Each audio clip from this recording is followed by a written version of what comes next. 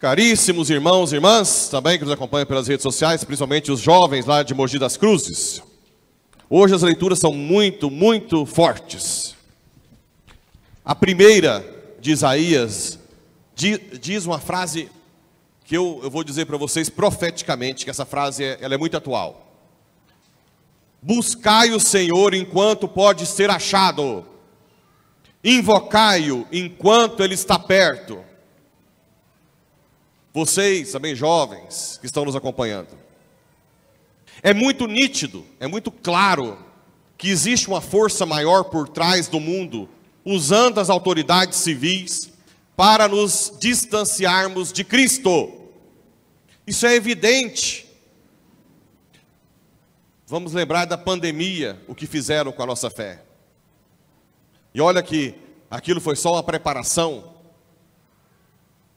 Nós devemos aproveitar, invocar a Deus enquanto podemos.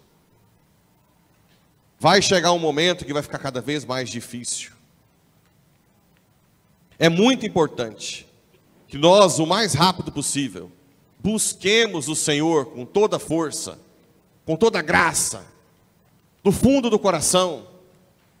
Não há mais espaço para uma fé tíbia, morna. Basta. Nós católicos temos a fama de sermos mornos, que não sabemos nada de nada. E é verdade. Até depois da crisma, depois de muito tempo eu não sabia nada da fé. Não é mais momento para isso. Busquem a verdade. Busquem conhecer a Cristo de verdade enquanto podemos. Enquanto Ele está aqui acessível, venha ter uma intimidade. A nossa fé não é uma fé de um livro. A Bíblia nasceu dentro de uma tradição. Nós somos uma fé de uma pessoa, Cristo. Cristo não escreveu nada. Foram depois alguns evangelistas e apóstolos. Os apóstolos não tinham a Bíblia debaixo do braço. Tinham Cristo, o Espírito Santo. E nós precisamos urgentemente ter uma intimidade com Cristo como pessoa. Não se conhece pessoa só lendo sobre ela, mas relacionando-se com ela. Você que é jovem e ainda não faz adoração, faça adoração a Jesus, participe da missa o máximo que você pode, seja íntimo dele. Quando você se torna íntimo, ultimamente eu recebi um monte de vídeo de um podcast de um pastor que fala mal de Nossa Senhora, fala assim, como se Nossa Senhora fosse nada. Quando você se torna íntimo do Filho, se torna totalmente ilógico você falar mal, querer diminuir, nem vou falar mal, mas diminuir a mãe de Jesus. É ridículo. É como se você fosse muito amigo meu e você quisesse fazer questão de falar que a minha mãe não tem essas qualidades. Alguém que tem amizade com alguém teria essa capacidade de ficar diminuindo a minha mãe? Teria? E também, é claro, quando você quer ser muito legalista, achando que tudo tem que estar escrito na Bíblia, você entra em incoerência. Primeiro ele disse que Nossa Senhora não intercede. Lá fala, na boda de Caná, que ela fala, acabou o vinho. E depois o que Jesus faz? Transforma a água em vinho, se isso não é intercessão. Depois lá fala que ela é bem-aventurada, que todas as gerações me proclamarão bem-aventurada. Lá diz Isabel, a que devo a mãe do meu Senhor me visitar. Todas as gerações, né? Achaste graça, é cheia de graça, o anjo falou. Um monte de coisa. E depois ele disse que Maria morreu como os apóstolos. Onde está escrito na Bíblia que Maria morreu? Se ele segue a Bíblia, por que ela afirma isso? Onde está escrito? Olha a incoerência. Onde está escrito na Bíblia que ela morreu? Por que afirma com tanta convicção?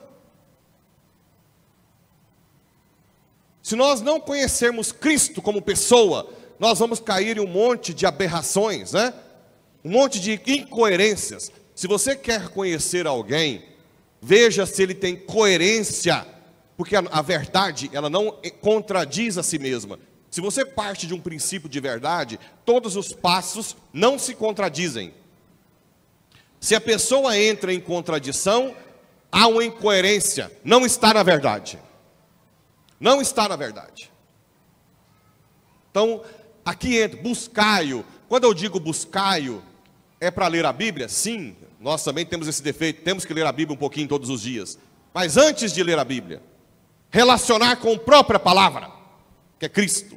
Tê-lo como uma pessoa que te acompanha. Tê-lo como amigo. Porque quando você tem um amigo, e alguém fala da mãe dele, você defende a mãe dele. Ou não? Não tem sentido nenhum alguém que é meu amigo falar, não, a Noilda não é isso que eles falam. A Noilda, ela tem defeito demais. A Noilda é uma qualquer. A Noilda, ela não. Que amizade é essa que eu tenho comigo? Que alguém tem comigo para fazer isso? Que amizade é essa? Se você é amigo de Cristo, você não fala uma coisa dessa. É simplesmente isso. Agora, mais grave ainda é achar que a minha mãe compete comigo. Olha, não fala muito da mãe dele não, que você tem que falar do Pablo. Se você usar um negócio desse, o povo vai dizer, você é louco, né? Então é muito importante essa frase de Isaías. Buscai-o como pessoa, relaciona com ele, fala com ele o dia inteiro. E peça ao santo sim, porque Deus não é um Deus, nosso Deus não é um Deus padrasto, patrão. Ele não precisaria de nós, é verdade, mas Ele quer precisar de nós. Assim como uma mãe que ensina um filho, uma filha a cozinhar com 14 anos, 13 anos, que treme, que corta tudo errado, mas ela tem paciência, ela quer precisar da filha porque ama. Assim como a mãe que manda a filha cair fora, não ama tanto como a mãe que quer a ajuda da filha. Ou como eu já disse, vai vacinar o gado. O pai que quer que o filho aprenda, ele não precisa do filho, mas ele quer que o filho faça. É assim que Deus nos trata. O Deus católico é um Deus que ama, por isso Ele quer precisar de você sim. E se você não fizer o que Deus quer, algumas pessoas não serão salvas. Se eu deixar de ser padre, muitos vão para o inferno, por causa de mim. Porque eu sou Deus? Não, sou miserável, pequeno, pecador, um monte de estrume. Mas que Deus ama e quer precisar do estrume. O problema é que a gente acha que nós somos grandes coisas. Não, a Igreja Católica nunca acha isso. Ela só sabe que Deus nos ama e quer precisar de nós. Nós temos que fazer nosso papel. Porque senão Cristo salvaria o mundo com estalar de dedos. Por que Ele chamou os apóstolos? Por que Ele fez os apóstolos pregarem para o mundo inteiro? Não poderia Ele ter salvo todo mundo? Meu Deus do céu, a Bíblia inteira, Cristo quer precisar de nós. E você acha que um santo, quando morre, Deus vai falar assim, agora, você lá na terra eu precisava, aqui no céu você fica calado, cai fora. É assim? Ou vai falar, meu filho, eu quero que você interceda mais ainda pelo povo. É ou não é? Qual que ama mais? Ah não, mas é porque está morto. Onde está falando que está morto? Na Bíblia, meu Deus do céu. Se Jesus fala para o bom ladrão, hoje estarás comigo no paraíso. Onde estão esses mortos? Que eu não sei. Cadê esses mortos que tanto falam? Que os santos estão mortos? Cadê? Está vendo a incoerência? Está lá, hoje estarás comigo no paraíso. Hoje. Não fala daqui a, quando eu voltar. Que isso? Tudo por falta de intimidade com Cristo. Intimidade. Abandone o ímpio seu caminho, o homem injusto, mas aqui é outro aspecto. Quando você adere a Cristo, você tem que mudar de vida. Você tem que tentar ser uma pessoa melhor. Não estou falando que a gente não caia, não erre. A gente erra, a gente peca, mas confessa e tenta ser uma pessoa melhor. Não basta crer com 2 pessoas de testemunho e depois você ser um canalha. Não basta. Claro, isso é óbvio. Eu aceito Jesus como meu... E depois você vai lá e rouba. E depois vai lá e faz adultério. O que adianta? Adianta? Nós temos que configurar, é isso que São Paulo diz aqui, ó. Para mim, viver é Cristo, morrer é lucro. Nós temos que configurar nossa vida a Cristo. É Cristo que nos salva. Mas não é salva de fora. A nossa mente e o nosso coração têm que estar configurados a Cristo. Nós temos que nos assemelharmos a Jesus. Que jeito? O que Jesus disse que tem que mandar para nós? quando ele for para o céu? O Espírito Santo. É o Espírito Santo que me conforma com Cristo. Você quer fazer homilia? Quer? É o Espírito Santo que nos conforma com Cristo. É Ele que nos faz cada vez mais semelhantes. É o Espírito Santo que faz com que as minhas palavras, quantas e quantas vezes as minhas palavras não são aquilo que eu pensei falar, porque é o Espírito que fala. A única coisa que eu falo, Senhor, que eu morra e que Tu vivas em mim, que não me vejam, que Te vejam. É o Espírito Santo que move você a ser o fiel, a aguentar a cruz. É o Espírito Santo que te dá força na hora da provação. Nós somos completamente dependentes do Espírito Santo, que nós recebemos onde? Hoje teve o quê? Batismo. Olha então que Deus é esperto, Ele sabe que a gente não presta, mas quer morar dentro de nós, para que nós renunciemos. Quem quiser me seguir, renuncie a si mesmo, pegue a sua cruz e me siga. E aí depois vem o Evangelho. O Evangelho é emblemático. Esse Evangelho, o que vocês acham desse Evangelho? O patrão, que é o Deus, sai chamando de manhã para trabalhar, na hora do almoço, 3 horas da tarde, 5 horas, e acaba o expediente às 6. E cada um recebe uma moeda de prata. O que vocês acham disso?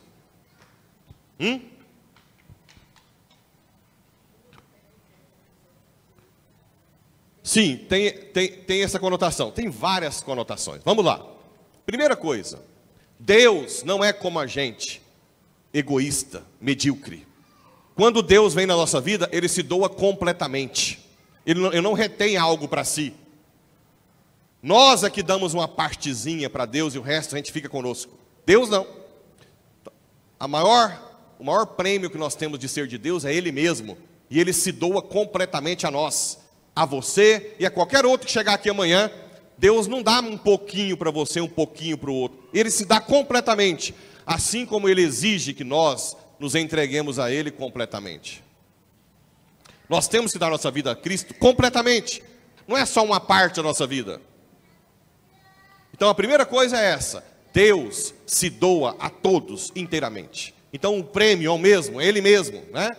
Depois, vocês têm que entender o seguinte: se eu estou trabalhando para Deus há 20, 40 anos, e alguém se converte nos últimos anos da vida, e nós dois ganhamos o prêmio, que é o céu, na mentalidade de patrão, seria injusto, porque teoricamente eu trabalhei mais para Deus, não é assim?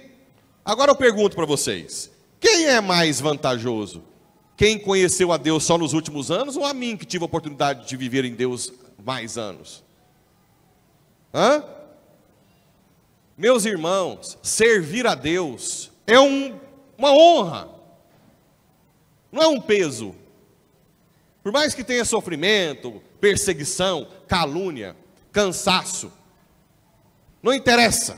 Mas eu estar aqui hoje, eu deveria agradecer a Deus eternamente, só por um dia eu poder servi-lo. Então as pessoas que servem os últimos anos da sua vida,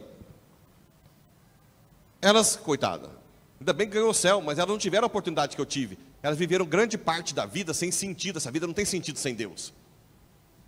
Essa vida não tem sentido sem Deus. Então vocês têm que entender, ao contrário da mentalidade mundana, vocês estarem aqui hoje nesse calor é uma oportunidade que poucos têm, por não ter a consciência que vocês têm. Vocês não são os bonzinhos que merecem um prêmio porque vieram à missa. Vocês são os privilegiados de ter consciência de ter que vir à missa. Poucos são os privilegiados. Poucos. E depois, essa conotação da inveja também.